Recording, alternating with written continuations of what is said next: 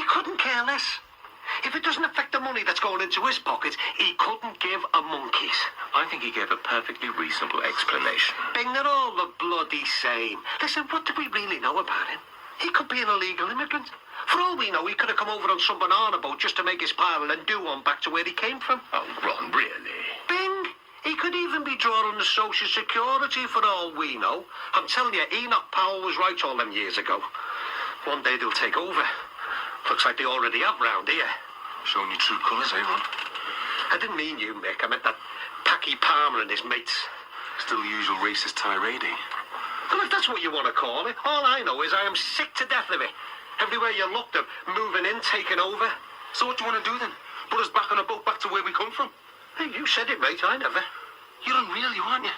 You're talking about people who were born here. Hey, it's still our country, you know. You bigots. Mick, for heaven's sake, please. Don't, Mick, take the noses.